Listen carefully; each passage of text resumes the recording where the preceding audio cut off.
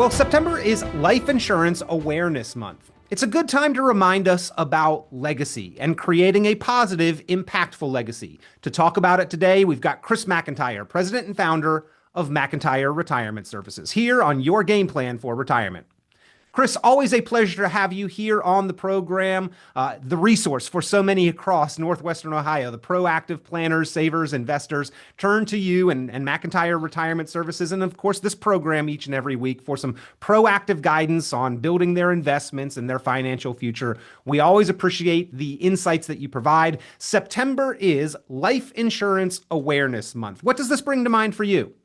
Yep. And Peter, I'm a big fan of life insurance. It does a lot of things other than when somebody passes away, their living benefits. But we got to start off with a joke. So, many of you listening to the show might actually fly on airplanes a lot. And if you ever get a chatty neighbor on the airplane and they ask you what you do, just tell them you sell life insurance, and you'll have a nice quiet ride the whole way home. Indeed, indeed. You've used that one before, Chris? I certainly have, coming home from Atlanta like you have at 5 o'clock on a Friday. Yep, I'm a life insurance salesman, not a wealth manager.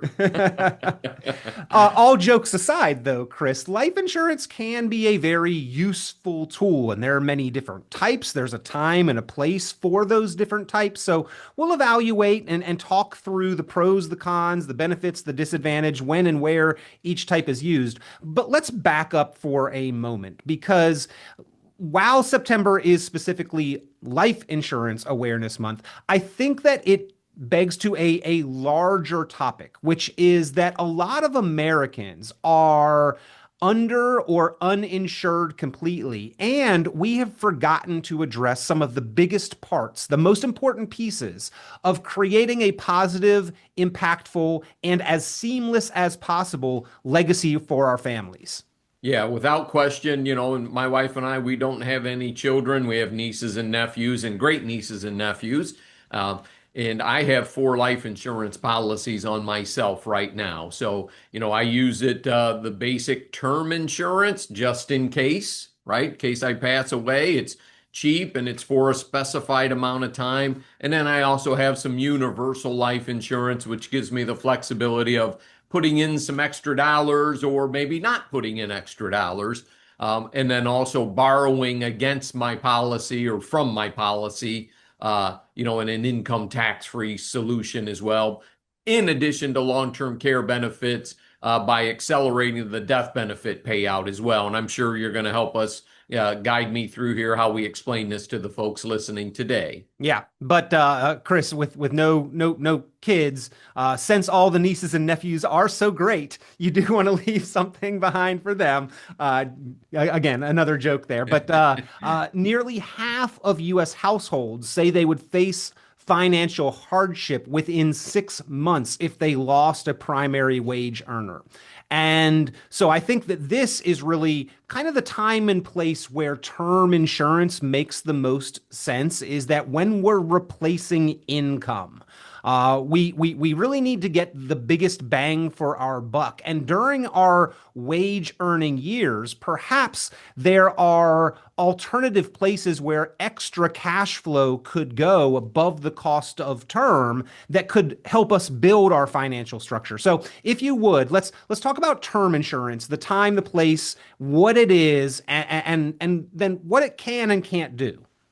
Yeah, and the basics on term insurance is, you got some people just starting out in life and they have, 1 or 2 children, for example, and, they're pretty vulnerable to something happen to them. So they can go out and buy a term insurance policy for 20 years or 30 years, and typically as short as 10 years, and then help cover that, catastrophic event that is very unlikely to happen, but just in case. And it's the cheapest form of insurance you get because it's unlikely that it will be paid out. So it is the cheapest piece of it. And, later on in life, so my wife and I built a house in 2018 and we have a mortgage on that house. I took out a term policy and I was probably 40, let's see, I'm 60 now. So I was probably in my mid 50s when that occurred. And I took out a 20-year term policy because I was healthy. I got good underwriting. And then it gives me the right to convert that term policy into a whole life policy within the first 10 years. And I don't have to go through new medical underwriting. So God forbid I get something, catastrophic or something like that. And just as that term policy is getting ready to fall off, that I have the right to make it a permanent type of policy. So there are basic term policies for 10 years and they're done. Then there are the convertible term policies as well, where you don't have to go back through underwriting. So, to cover debts, to replace income, to protect family, to raise children through the age of adulthood, maybe through the college years. These are the main major reasons why a term policy, the cheapest bang for your buck, as you said, to leverage and protect against the most catastrophic event. These are why we would consider term life insurance. That is correct. Yep. And you want some flexibility, and, we get some folks who are retiring and they're choosing what their pension option is going to be. And so sometimes we'll say, look, let's just get you a 10-year term policy. Okay? You can choose a different pension option because we've hedged that. And remember, the death benefit on life insurance is income tax free. That's, one of the most valuable aspects of it. Well, Chris, I want to pause here and remind people that they can reach out, they can give you a call, and if they would like to quote insurance, I know that we spend an awful lot on this of time on this program talking about investments, and you help your clients to strategize, to coordinate, to manage their investment portfolio on an ongoing basis. But you also have the ability to help them shop for life insurance, not just with one company, not just with one type. You're not going to put somebody in the most expensive or an inappropriate product at all. In fact, your goal is to get them in the right sized kind of insurance to allow their investment portfolio the best opportunity for growth. But again, if you'd like to shop against all of your available options, ladies and gentlemen, that are out there and find the best fit, give McIntire Retirement Services, Chris McIntire, a call, 419-332-0532, 419-332-0532. Chris, we know that there is a time and a place for term, but let's talk about those other types. I mean, we can convert term down the road to a more permanent kind of life insurance policy. You mentioned the health event. If a health event came up, that would be one reason why we would perhaps want to consider that conversion.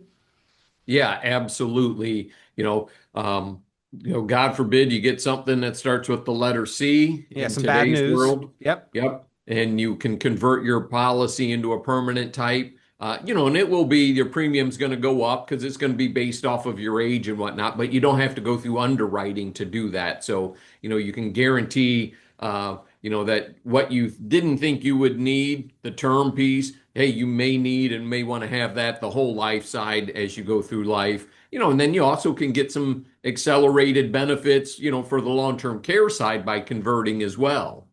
And I definitely want to talk about that because I think that that has been a very problematic area for planners. Even those with well-funded nest eggs are concerned about the potential cost of care. So let's pivot from term here, Chris, which is for a specific period of time. Let's talk about these types of policies that offer a more lasting kind of benefit or death payout, regardless of how long we are alive. Let's talk about those other types and when and where those would be appropriate.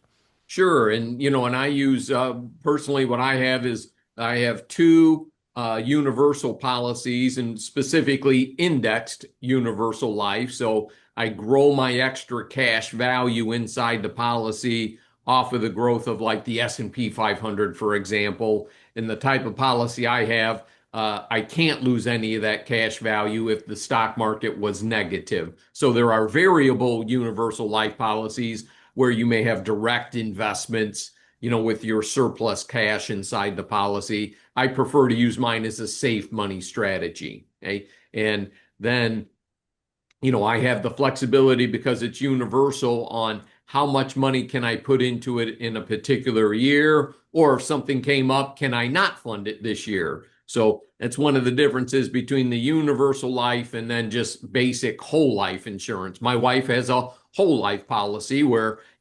It's guaranteed until she's age 120, I believe, as long as we make our premium payments, regardless of the cash value inside the policy. So, most people don't realize that in the early years of a life insurance policy, a whole life policy, or even a universal life, you're overfunding it in the early years to make up for underfunding it later on in life, right? Because the cost of insurance inside the policy goes up as we get older. I think that makes sense. I've sort of equated this to like interest on a mortgage, Chris, is that Yeah, over a 30-year mortgage, the first 10 or so years, you're paying mostly interest. The banks want to make sure that if you refinance or sell the house, that they've gotten their money. If you look over the entirety of the mortgage, the interest rate is the interest rate. But in the first decade or so, there's more cost for interest in a mortgage. Is the same true for these longer term life insurance policies that in the first several years you may be overpaying, as you stated, but paying mostly for the actual cost of insurance rather than building that cash value? that is correct. Yep. And that's when it's most costly, but it's also the largest return on your investment should you pass away early in the policy. Right. Yeah. The best return on investment ever would be getting a life insurance policy and then passing away the next day. Not what we want to have happen, but that would be a rather lucrative thing. And I think that the companies want to try to make sure that they are offsetting that. And that's why there are more costs for the insurance up front, right? Yeah, yep, that's a great point. So, most people use life insurance. They want to put the least amount of money into it and have the biggest death benefit. And that's a very common way to do it, especially when you're younger.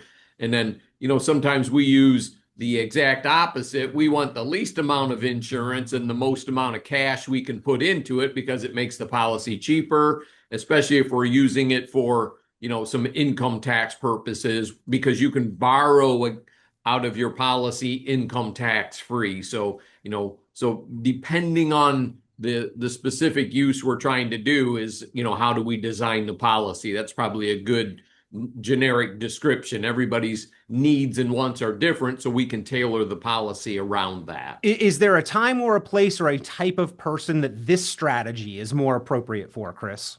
Yeah, typically a little higher net worth, high income people that can't contribute to Roth IRAs, for example, because a lot of people, if you think of it here, why do I want to convert to a Roth IRA? And that's just a rhetorical question. Are you doing it to pass money on income tax free to your children? Because if you think of it, you say, well, I'm going to take $100,000 out of my IRA and convert it to a Roth, and it's going to cost me 25% in taxes. So your 100,000 is now 75,000. Okay. And if you died, 75,000 gets paid out to your kids. Again, it's in a Roth IRA, so it's tax free. But if you put that $75,000 into a life insurance policy, your death benefit could be, seven, 800, $1.5 million, depending on your age and everything, income tax free. So, if you're doing it for legacy planning, a life insurance policy may be much better, than a Roth IRA conversion over time. Again, we are talking with Chris McIntire, president and founder of McIntire Retirement Services, a fiduciary investment advisor representative, as well as having access to the insurance world, ladies and gentlemen. So, an evaluation of both sides, both growth and protection. And I think if you're talking with a financial professional, both are going to be important parts of that conversation. So, make sure that you have that resource. And of course, Chris and the team from McIntire Retirement Services do make an offer for listeners and viewers of the show that if you would like to get your game plan for retirement put together, all you need to do is pick up the phone and give them a call, 419-332-0532, 419-332-0532. They help evaluate all aspects of your financial life, the growth, the protection, the taxes, the income, the healthcare, the legacy, bringing it all together, making sure that you have a cohesive plan that helps you with the long-term vision of achieving your goals. All you need to do is pick up the phone and give them a call, 419-332-0532, 419-332-0532. And Chris, let's back up for a moment. Insurance at its core is a financial protection, any type of insurance. That's what we're doing. Yeah, yeah, without a question, we all have insurance. We're transferring the risk, okay, onto an insurance company to pay, and we have to pay a premium for that. And, we're taking advantage of large numbers of people doing the exact same thing, which drives the cost down. And, here we're in Ohio, so we're not worried about hurricanes or anything. We get the occasional tornado, but our insurance rates aren't crazy like they would be in the state of Florida.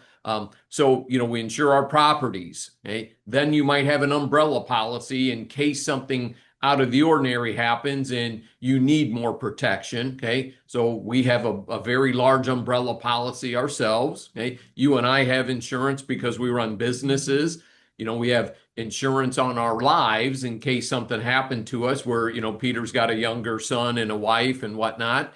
And so, he's probably got a greater need for life insurance because he's younger. Okay. I'm a little bit older. And, if we have saved some investments and whatnot, our need for life insurance may come down. Now, I like life insurance. So I have a policy that's, if I passed away, would pay my wife $600,000. Okay.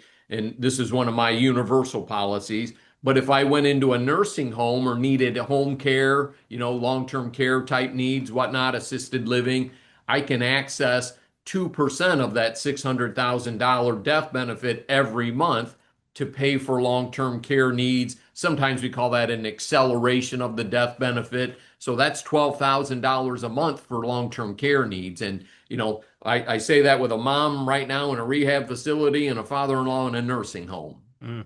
Important additional protection. I want to dive into that, Chris, because it's not just the death benefit that we're talking about here. It's not just money left over after we are no longer on this earth. There are qualities here that provide ongoing protections to us. But again, I want to reemphasize the fact that industry studies show millions of Americans, a majority of Americans, remain uninsured or underinsured. And Chris, you can't buy auto insurance after you get into a car accident. When the tree falls on the house, you can't then go out and get homeowners insurance. Insurance is the type of thing you have to be proactive on. You have to think ahead.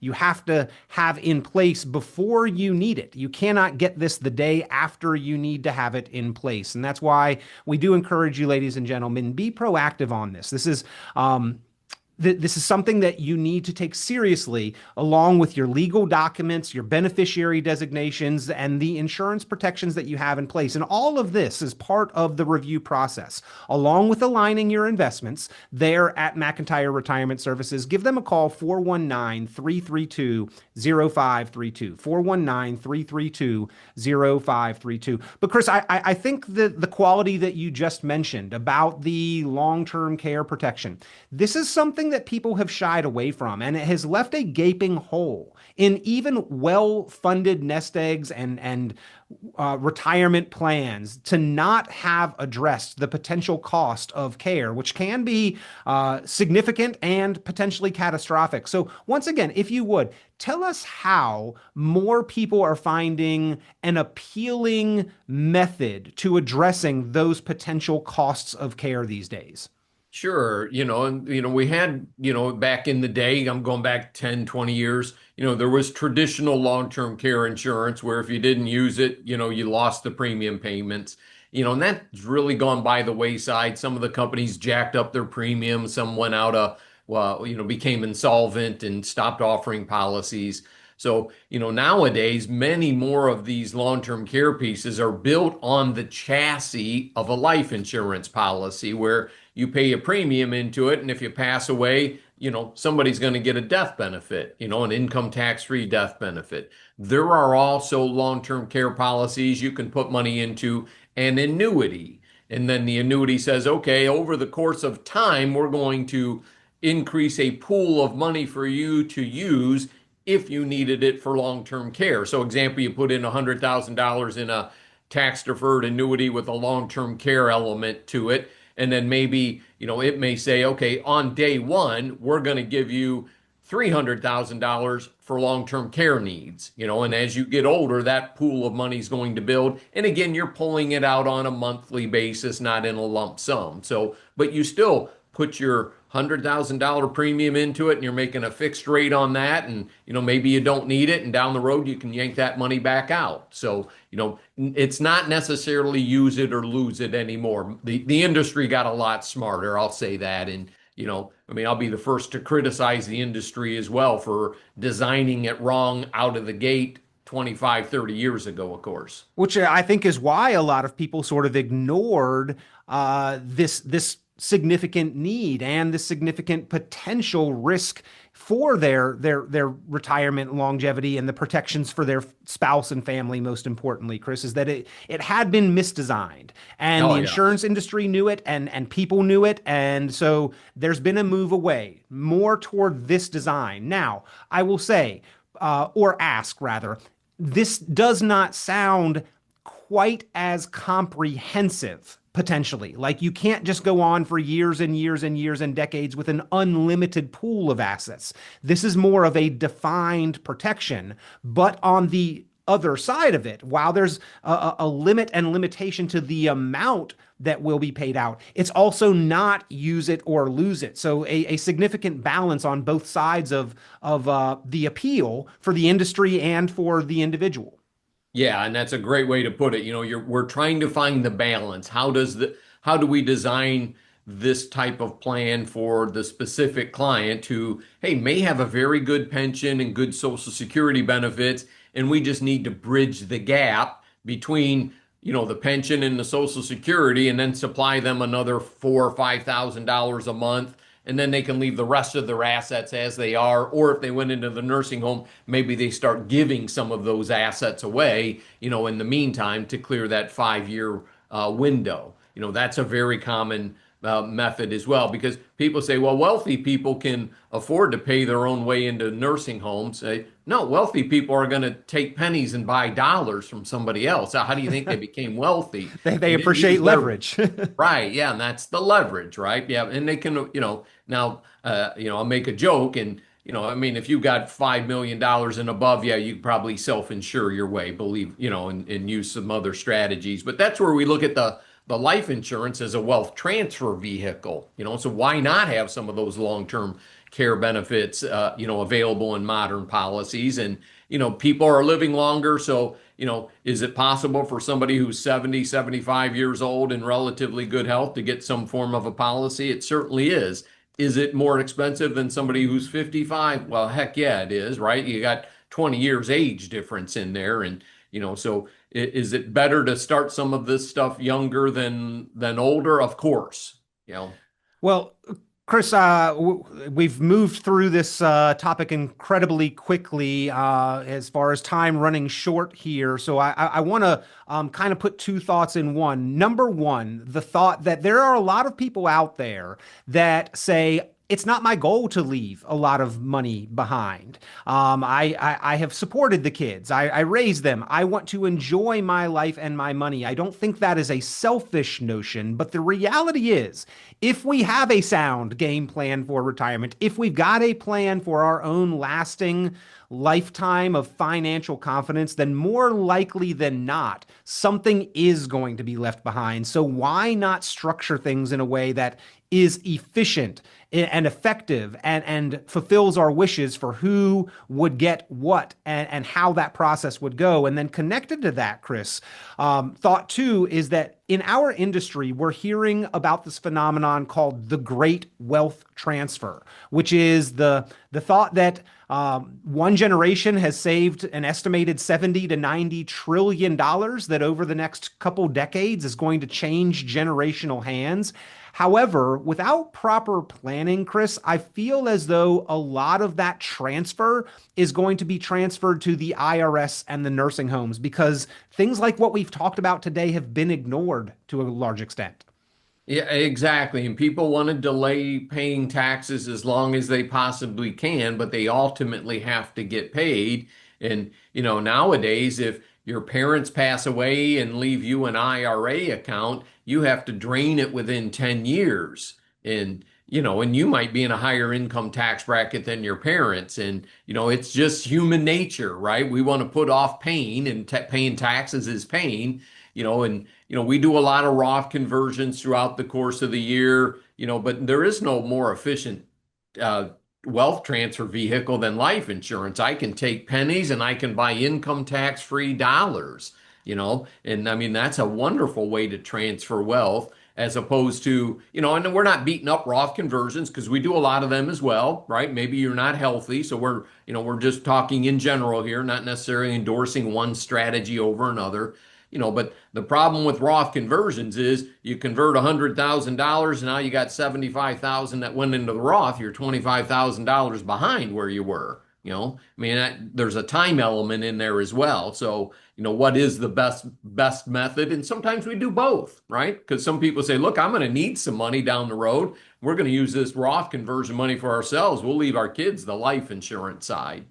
Well, Chris, just like you have talked about, there is a correct order of operations in accessing accounts and creating income for our own lifetime needs for maximum efficiency that you help people work through. There is also a correct order of operations of there are certain assets that are better to be left behind than others. And in the effort of creating that maximum positive, impactful legacy on our spouse, on our kids, on our family, on our loved ones or charities, we really need to examine both our lifetime income needs, how to create that income, how to handle those taxes, and then what, if any, assets should, could, and will be left behind to achieve our goals and optimize the outcome. Yeah, it shows you, the more success you've had, the little more complexity to how your estate plan is going to work, and it's not just having a big fat IRA or a 401k with a beneficiary on it. Sometimes you need to, you got to have some trust pieces in there to protect your kids from themselves or to be charitable.